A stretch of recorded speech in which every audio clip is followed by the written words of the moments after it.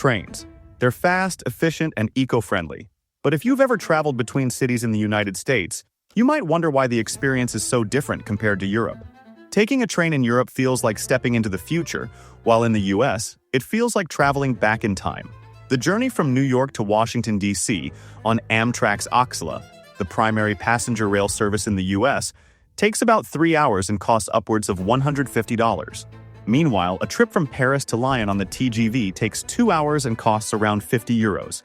Germany's ICE trains and Spain's AVE trains offer similar high-speed services, connecting major cities in a fraction of the time it would take by car or plane.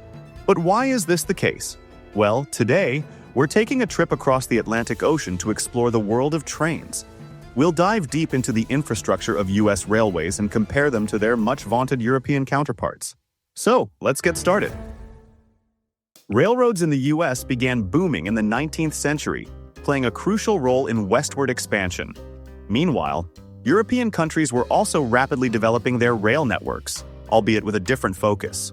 While the US focused on building a vast network to connect distant states, Europe concentrated on creating efficient, densely connected urban networks. These historical priorities have left a lasting impact on today's rail systems. Fast forward to today, despite being a pioneer in railroad development in the 19th century, the US rail infrastructure lags significantly behind, whereas Europe boasts one of the most advanced railway systems in the world. Countries like France, Germany, and Spain have invested heavily in high-speed rail, creating a network that is not only extensive but also incredibly efficient. In fact, European train stations are bustling hubs of activity. Passengers enjoy reliable, frequent service with modern amenities. High-speed rail isn't just a mode of transport, it's an integral part of daily life.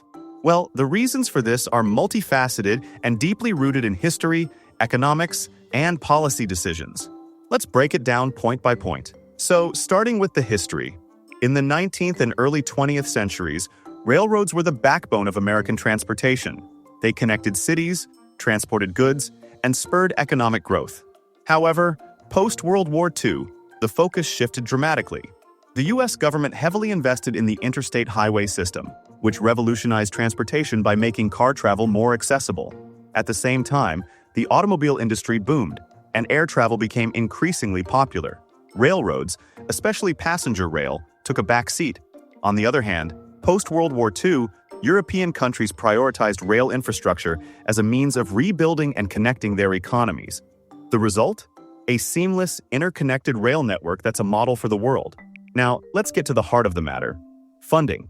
The U.S. has consistently prioritized highways and airports over rail.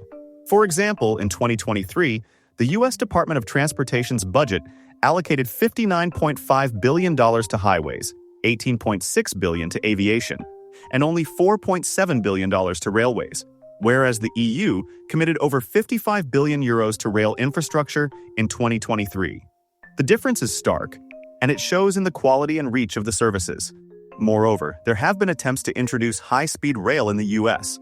The California High-Speed Rail Project, intended to connect major cities across the state, was ambitious but has faced numerous setbacks, including political opposition, funding shortfalls, and construction delays. In contrast, European countries have successfully completed numerous high-speed rail projects. Spain's AVE network, for example, has reduced travel times between major cities by half, boosting tourism and economic activity. And let's not forget the government's involvement. European railways are largely nationalized, meaning the government owns and operates them. This allows for long-term planning, consistent investment, and a focus on integration between different lines. But here's the big difference. The U.S. system, on the other hand, is a patchwork. Private companies own most freight lines, with Amtrak handling a limited passenger network. This fragmentation leads to a lack of coordination, outdated tracks, and slower speeds. Next, let's talk about the crucial advantage of Europe's rail network is its environmental impact. Trains are significantly more energy efficient and produce fewer emissions compared to cars and planes. Europe's commitment to reducing carbon footprints is evident in its investment in rail infrastructure. The European Union's Green Deal emphasizes rail as a key component in reducing carbon emissions, whereas the reliance on cars and planes had significant drawbacks for the United States. Congested highways, environmental pollution, and overburdened airports are common issues in the U.S. High-speed rail could alleviate these problems, but it requires substantial investment and political will. Another critical issue is the state of the infrastructure itself. Much of the U.S. rail infrastructure is aging and in need of repair. The American Society of Civil Engineers gave U.S. rail infrastructure a grade of B in its 2021 report card, highlighting significant investment needs for maintenance and upgrades.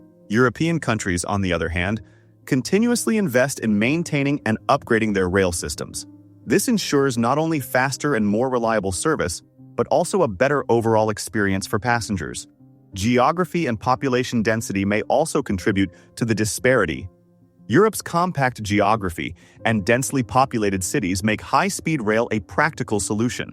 Cities like New York, Chicago, and Los Angeles have the population density and demand that could support high-speed rail. Imagine traveling from New York to Washington, D.C. in just over an hour, or from San Francisco to Los Angeles in under 3 hours. In contrast, the U.S. is vast, with many cities spread far apart. Moreover, North American railways handle about 84% freight cargo and only 16% passengers, while the European Union's railways are almost exactly the inverse at 80% passengers and 20% freight. So, conversely, the long distances in the U.S. favor the freight industry, with rail transport excelling in covering long distances with substantial cargo volumes. So, what can be done to improve the U.S. rail infrastructure?